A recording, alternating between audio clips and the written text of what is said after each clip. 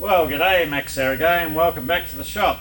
So I've got a little job on here. There's 3 parts I have to make. Now, these are parts of an old tractor, and I wasn't going to video the job as it's quite a basic, straightforward job. And then when I started looking into it, I thought, might do a quick video on it with regards to order of operations, so you don't back yourself up into a corner when you have to do a second and third operation. It's only a small easy part, so I'll show you what we've got going on. So the part we have to make is this here, and it's like an adjuster. It's like a cartridge assembly and a locking nut, so not actually sure what it does. Our one will be an imitation, as it's for display purposes only and not a usable item. So, but visually it has to look the part. So the customer has provided me with a drawing. Now I've got a couple of scribbles on this as well, just to clarify some of the dimensions. So our one will actually look like that, one piece. So we've got 1 1/8 of an inch hexagon there. We've got a turn down area. Then we've got a 1 1/4 inch hexagon there. A shoulder, another shoulder, another turn diameter, a tapped hole, and a fairly deep skinny groove. And my phone's ringing, hang on. Bloody 2 couriers show up at the same time. So one dropped off DP16, a set of gear cutters, so I can eventually get to these old South Bend gears and repair the missing and damaged teeth on those. And the other was some steel shafting for another job. So let's get back to our other job. So rather than a long-winded explanation on exactly how I'm going to tackle this, I'll just go step by step, and as I do a feature I will explain type thing. So I'll let you know the first one. We're going to put these in the lathe, and we're going to turn a section of this back as a reference feature on all 3 of them. So that'll be turned down 1 millimeter above finished diameter, and it will just leave a little minimalistic shoulder, probably 1 millimeter before this circlip groove. And as we proceed, you'll see why we've done that first.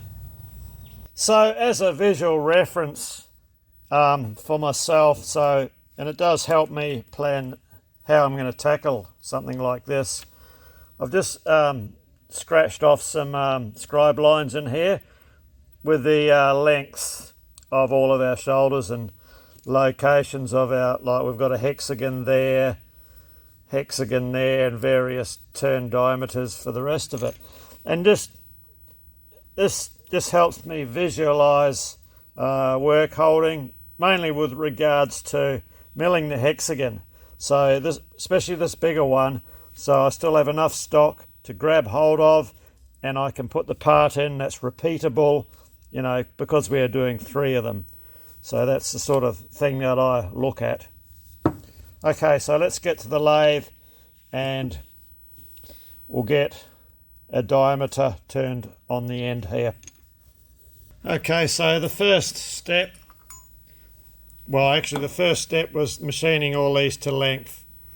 And this is where you want to keep a pretty accurate length, because we are referencing off more than one end.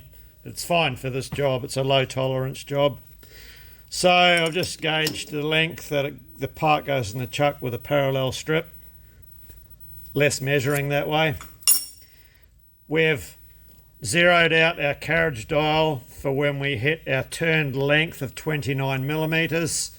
We're going to take 5 millimeters off the diameter, and we're going to do it in one cut, all going well. So I've got our cross slide set onto 5 millimeters. So let's go.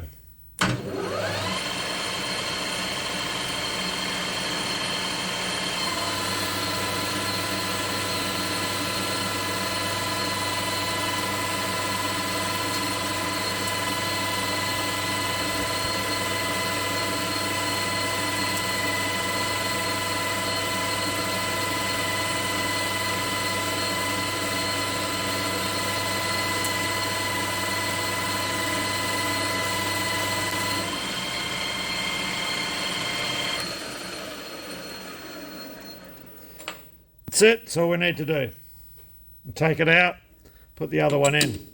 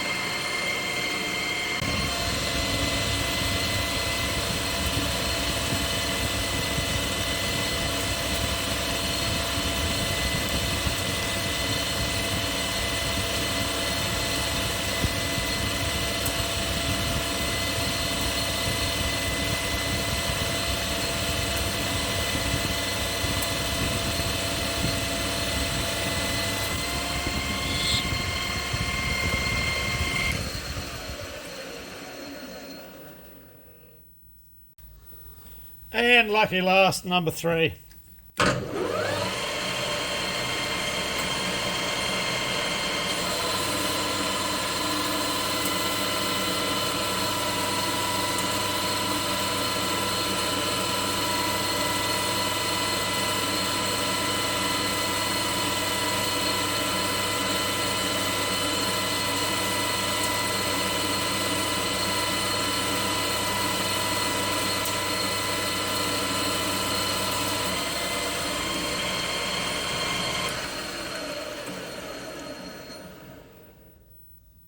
Okay, that's step 1, so we should be approximately 33.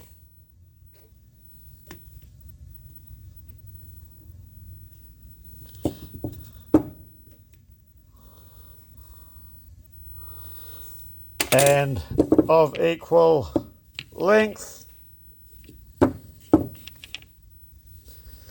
You do need to pay attention to lengths on this sort of, when you do choose to turn or tackle these jobs in this sort of fashion, because varying lengths will give you varying results on another feature. Okay, next step. And while we're at the lathe and we have this lovely turn down reference area here, we can knock off quite easily this M12 threaded hole that goes up the rear. So that just gets it out of the way for later on, especially once we start to turn these features here. We don't want to be messing around drilling and tapping holes. We just want to do straight turning when we get to that stage. A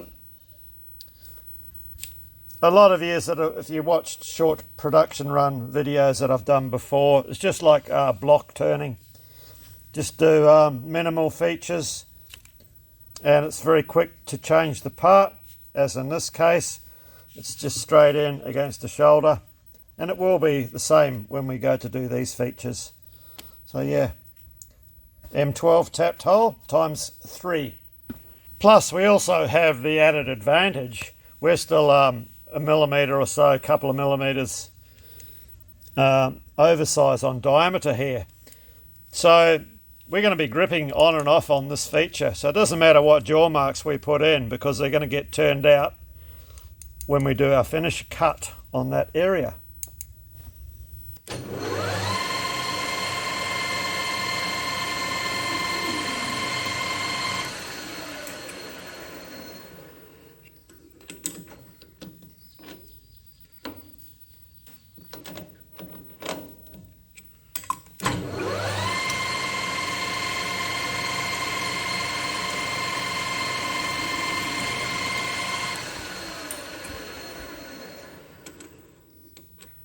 M12 by 1.75 metric thread tapping size drill is 10.2 millimeters. We are using 10.5 as this is a single use thread with no structural integrity required. Makes it easier to tap as well.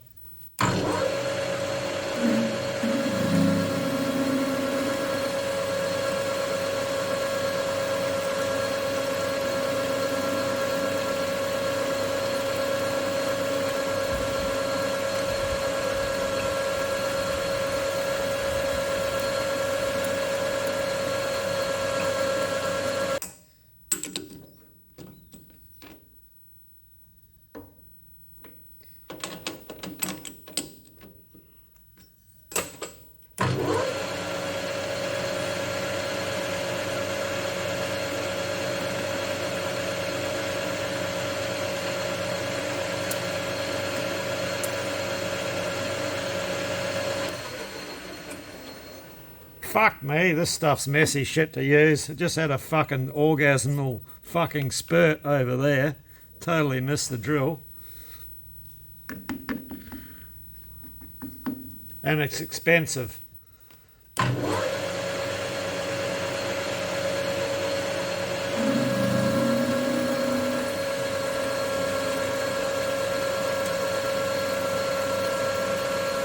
And if you don't wipe it off your tooling straight away, it sets like plaster. Right, countersink.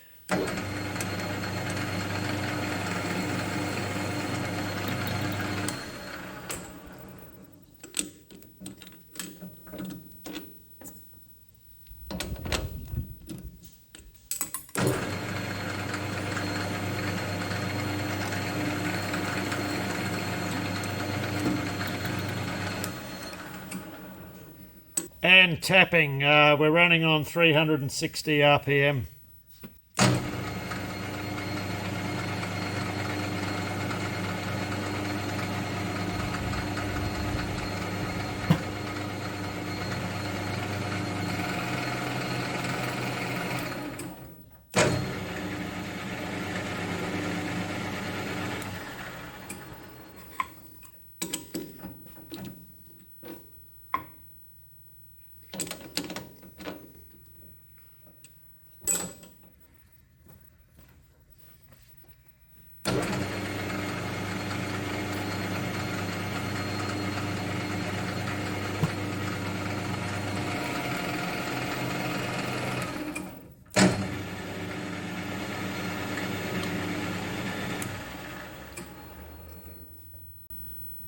We were tapping with a Rockall Ultra Cut. It doesn't set like bird shit on the side of your machine. So now we'll head over to the milling machine and we'll tackle this hexagon here. So this is a 1 1/8 AF across the flats hexagon that gets milled on the end for a length of 7.5 millimeters. Now, doing this hexagon first, it doesn't really impact a great deal on our gripping area for when we have to put the larger hexagon in here. So if we did this later on, we're very restrictive because of all of these areas here. We're not going to be gripping on very much, so we have a good amount to grip on, all of this, and we'll just knock this one through. Plus, pre-turning this diameter above size, it means we haven't got as much to mill out as well. So we've already chomped half of it out, what we would have had to mill out otherwise. Right, so let's head to Olga. So we're going to use the same parallel strip method to set our part in our chuck. And I've just done a manual touch off to a scribed line, which is close enough for here. So we'll just wind back off our part. So we have to come up 2.21 or 2.22 millimeters to be in the right dimension for our hex. So we'll just come up 2.2 and we'll have a measure.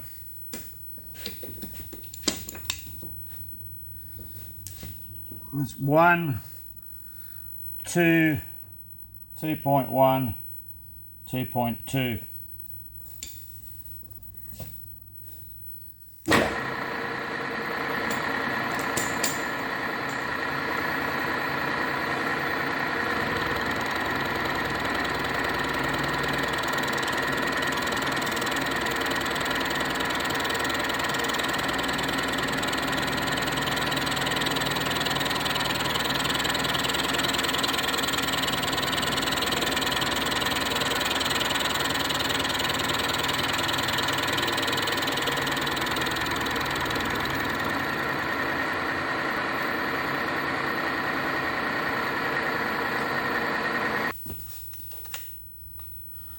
So that's 6 turns and 26 spaces on a 39 hole plate.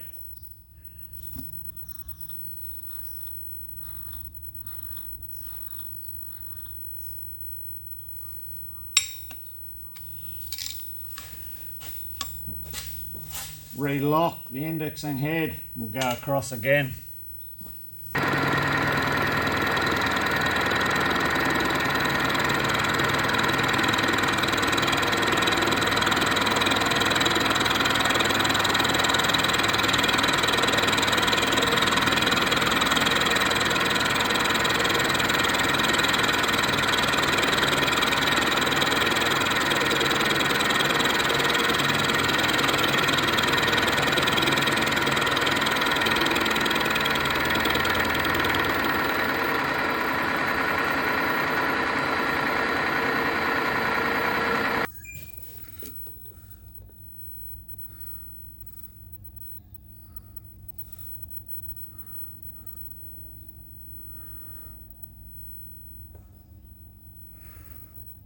And coming up about just a tad over 3/1000ths of an inch under 1 1/8 of an inch. And that's good for a spanner flat. So we'll keep on going. We can roll them all through on that setting. Okay, this cutter's kicking up a fair old burr. And the finish on here, it's acceptable, but only just. It'll be fine. So what I'm going to weigh up now, do I stop now and change out this cutter maybe with a 1/2 inch carbide cutter, as this has lost a bit of its edge. So sort of got to weigh that up. There's only 3 parts to do. If I was to deburr that, it's going to take a fair while, or I could just keep on trucking as we are. And the quickest option after we've milled all 3 is to quickly put these back in the lathe, and we can still take a very quick skim cut over the end to remove that burr. Remembering we still have to take this down to finished diameter, which we're not going to do until we've done the other hex further up. Now, this was the cutter I was going to use, this 3/4 cutter, to do the other hex, but I'm actually not going to use this one. I'll pick another one. Otherwise, we're going to have to deal with this burr on this finished surface up there. So we'll keep on rolling with these. Now we've got everything set, and then we'll change out the cutter.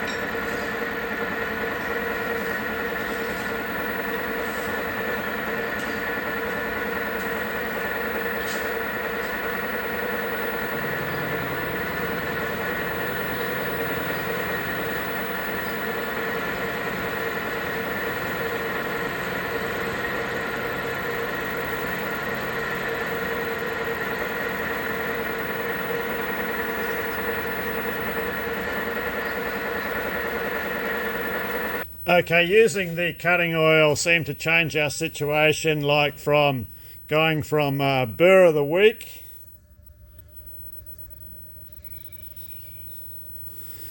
to something a bit more manageable. So realistically now all I've got to do is just a quick swipe with a file in 3 locations, and then we're ready to re-grip our part in the chuck to do our other hex.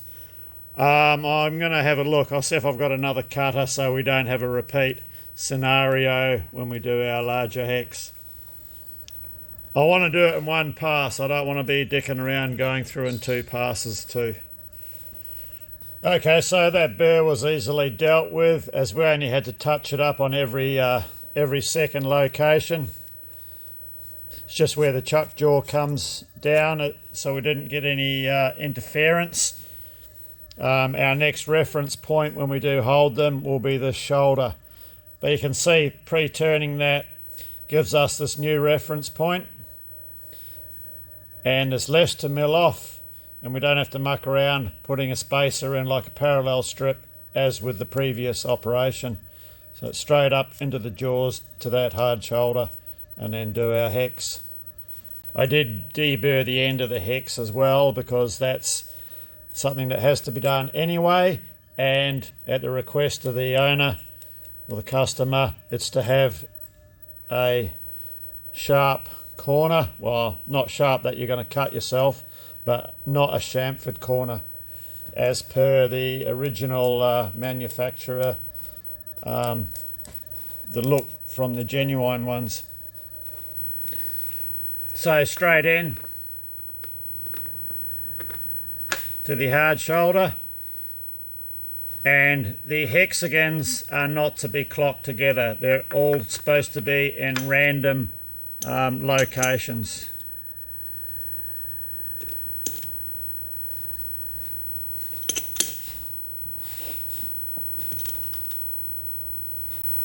Okay, we'll get our cutter set in the correct position and run them all through.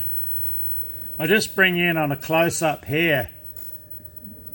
Right, the blue's washed off, but you can see our scribe lines when we initially marked out some of our lengths. Now, these two scribe lines, there's one there, there's one there. That's the position of our groove that has to be cut. This scribe line just here is the start of the edge of the hex, and from there to there is the shoulder of the hex. So this distance from the start of the hex to the finish of the hex is 18.5 millimeters. Therefore, we're able to take advantage of the position that this groove is in, and that way we can just use a standard 3/4 inch slot drill, mill right up to our shoulder, and the edge of the slot drill is just going to cut in wasted space as well, where the groove will be cut in a later operation. So that saves us having to use a smaller cutter and double cut this hex, in 2 passes, so we can achieve it all in 1 pass.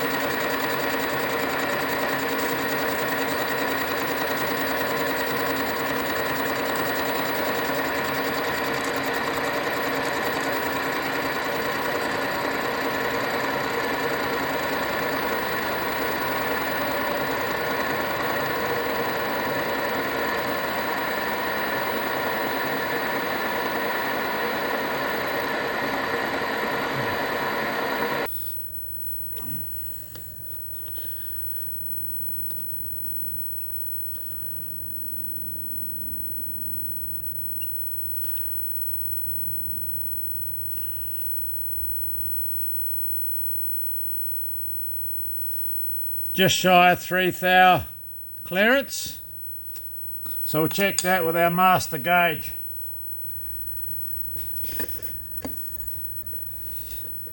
And our master gauge says it's good to go. Something I haven't mentioned, but I have in a couple of replies to people's comments is, what's this stuff I use in the jar? This is WD-40 with a dash of Rocol drilling and tapping compound, that thick dark brown stuff. So yeah, WD-40 and just a squeeze, just a dash of the other Rocol. and I get great results with it. I like it because I can put it on the top of the tool and it dribbles its way down the edge of the tool. That's why that's my go-to for most applications. So that new cutter gave us a very good result with not much deburring action to do at all. So I'll run the other two through off camera and bring you back when we're at the next stage. But you can see, yeah, we've got good area to grip on back here, and even milling that hexagon first didn't really take away too much of our gripping area, and it was good because we were machining our hex right up next to the jaws.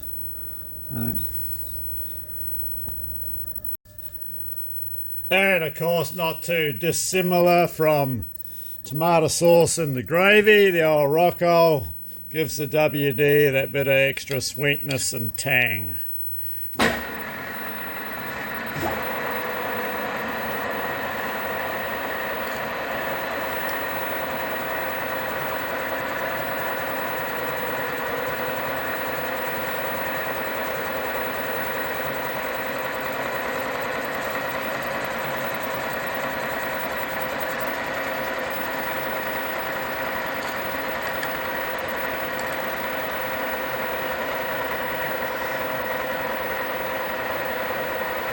Okay, that's all of our milling complete. None of our hexes on the ends are in alignment. They're all in different alignment to the other hex, which was at the request of the customer. So what we'll do now, we'll head over to the lathe and we'll finish up the turning operations. So we've got a diameter here to bring down, a groove, and some few features on the end here to machine. Okay, for the next turning operation, what we're going to do is tackle this area here first, this parallel section. So we can grip our part on the end here. We can reference set off a parallel strip back to the chuck, set up a tool to cut from the very end until this lip here disappears. We'll finish up the correct distance, 18.5 millimeters off this face, and we should be able to do that in one cut.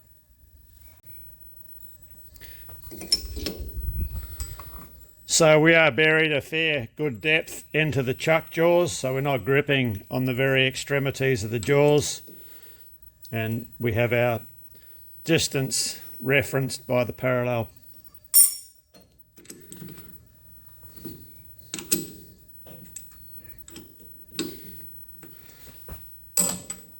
All going well, one cut.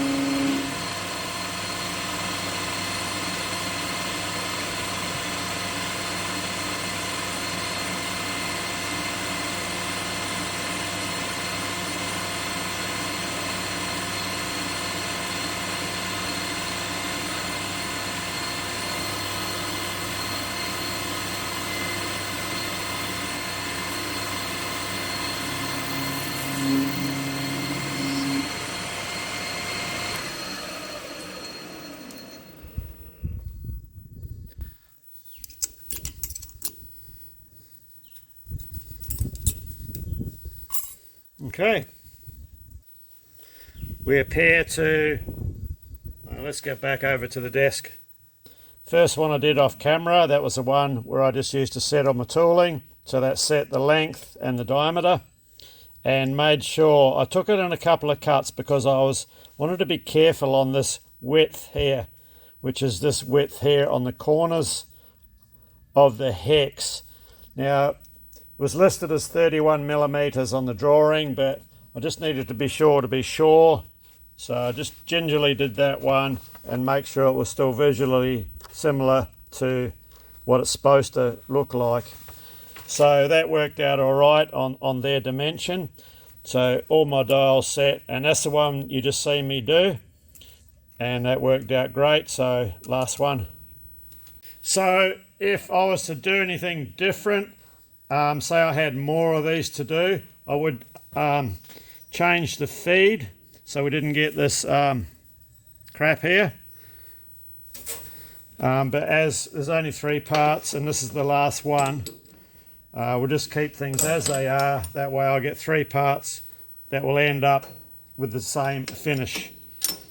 Consistency is the name of the game.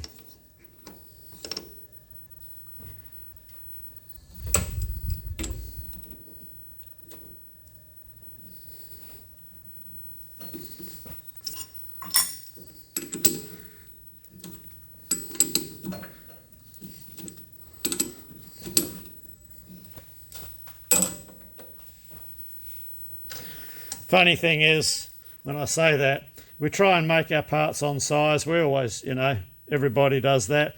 But visual parts like this, if you make a mistake and you're making 3, you might as well make 3 mistakes so they all look the same. All right, last one.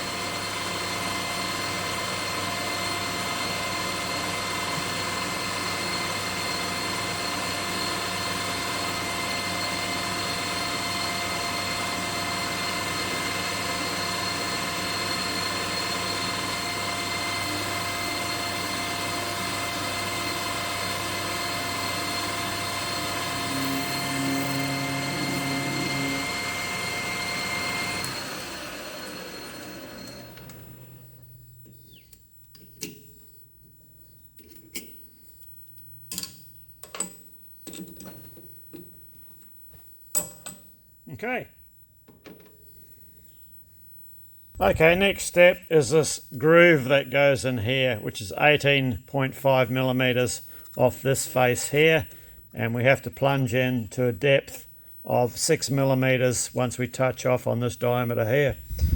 Now, I've chosen to do it this way because I've still got a good amount to grip on. Alternately, you could grip on this, but then it makes it yeah, you could grip on this, and with the same sort of setup as we were using the parallel to reference off the back here, either or. It's doing it this way, it's one less set of jaw marks you're going to get on this part here. That being said, when we go to do the machining on this end, we will be gripping on this end, and I may do for this, I'm not sure yet. What I have done in the past is made up an aluminium sleeve. I'll show you. It's just a split sleeve that goes over your part and you can grip on it quite safely.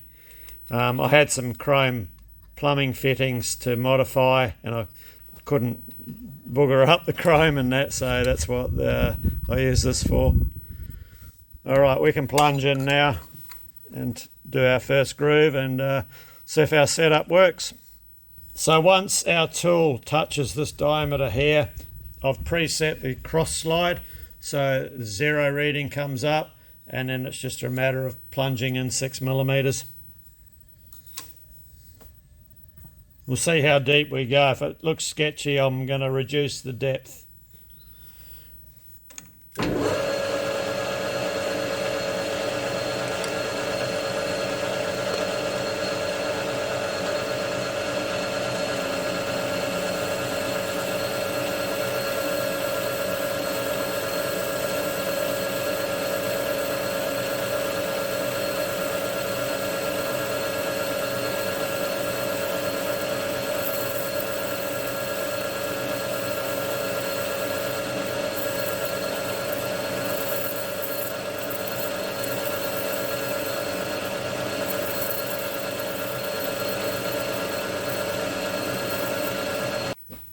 Okay, well, uneventful is good. That went well.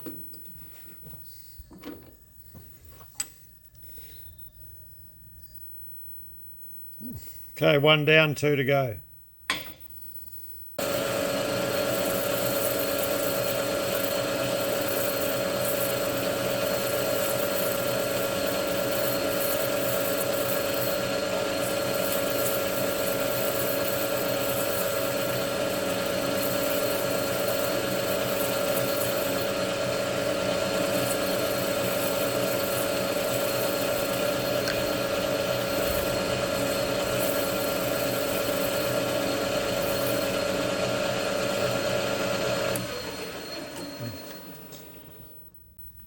Hardly a drama. Right, so apart from a little bit of deburring, that's all of our operations complete on this end here. So we can flip the part around now, and we have a couple of different diameters to machine on the other end. So the last part of the operation, we have these 2 different diameters to turn down on here.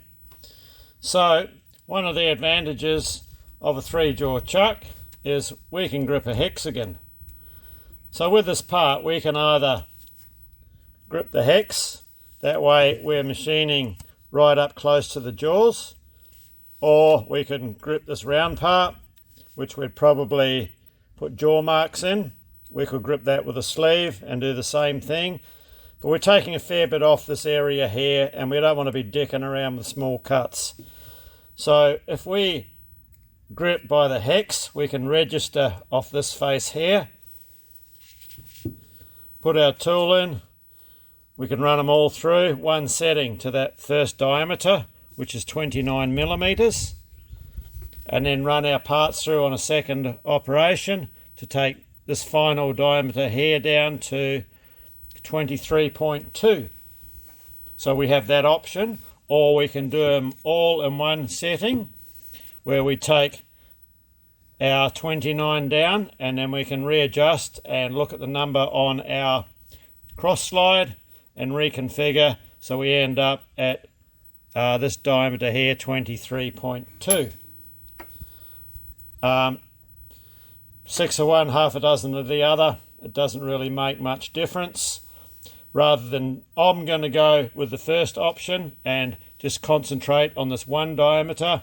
That way I'm not dicking around with compound slide settings.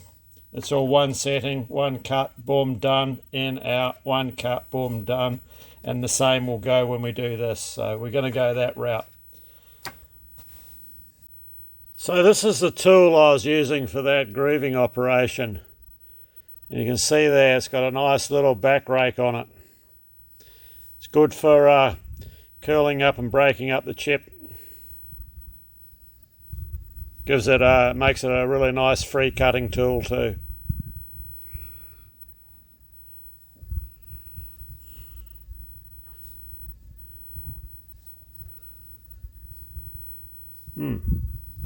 So for these last 2 shoulders, this diameter here is 38 millimeters, and we have to machine it down to 29 millimeters and finish up 4.5 millimeters away from the end here, so we leave a shoulder. So I had a crack at it, taking the 9 mil, which is a 4.5 mil cut in one. That's what I wanted to do, was take it in one cut. If I had high-speed steel, I could do it no problem, but I'd have to grind up a fresh tool bit. So what was the result? The chip, when I initially was taking the cuts, the chip was curling over and just really hammering the surface. So I ended up having to split the cut into a 5 mil off the diameter, which is a 2.5 mil depth of cut, or 100th thou, and then a 4 mil finishing cut off the diameter, which is 2 mil depth of cut, or 80th thou for a finishing cut. So that's worked. So I'm going to stick with that for this first diameter.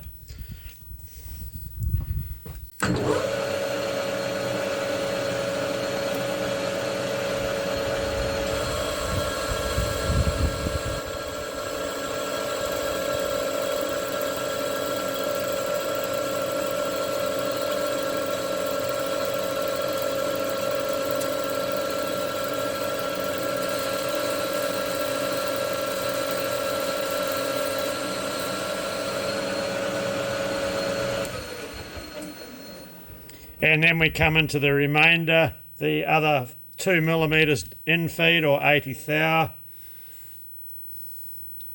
Brings us to here. Just overshot it.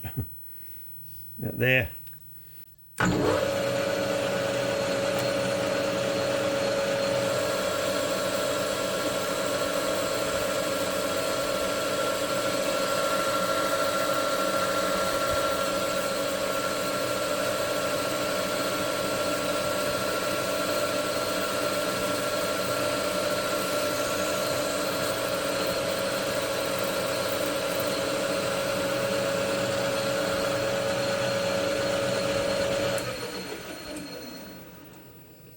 Okay, that's the first diameter done on all three parts.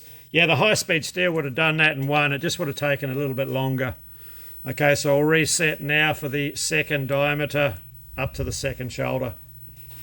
So our second diameter finishes 3mm shy of this shoulder. So all we have to do, we can still use our carriage zero setting there, and it just means we back off our compound 3mm.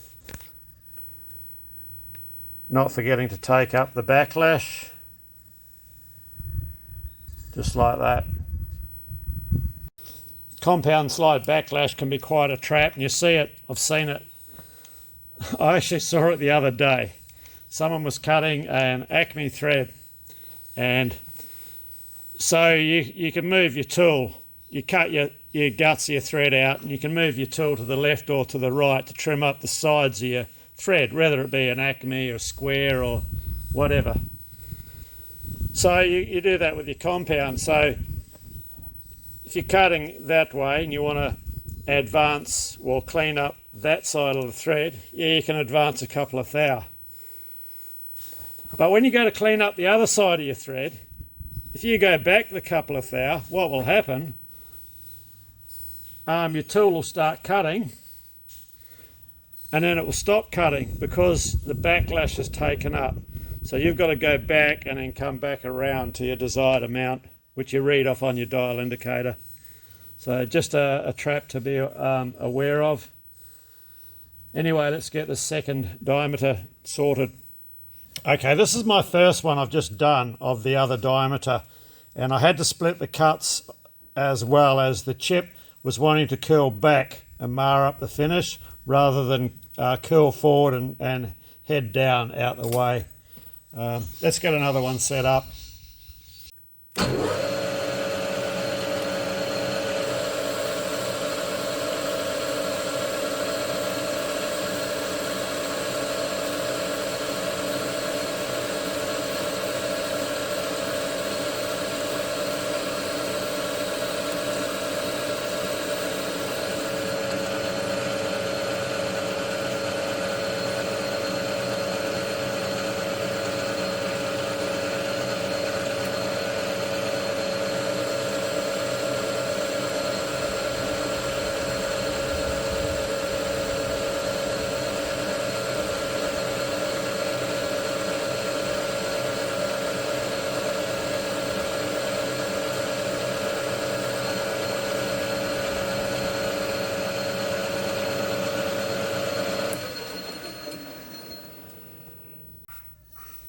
Oh, this thing here is supposed to fit over like that. Beautiful. Okay, lucky last.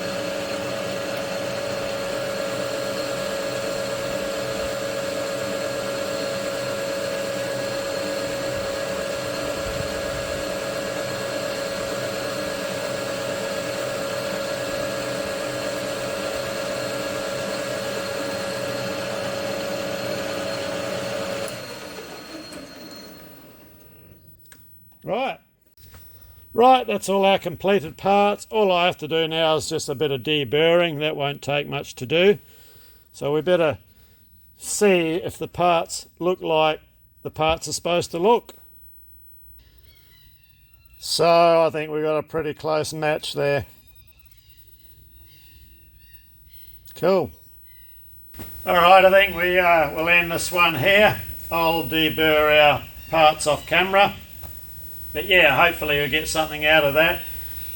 Just the way that I've gone through to think my way through like a job like this, without backing yourself up into a corner where you've got to use other means to hold or something or carry out an operation that's just going to cost you more in time and mucking around. So yeah, I had a good part. It looks like the original.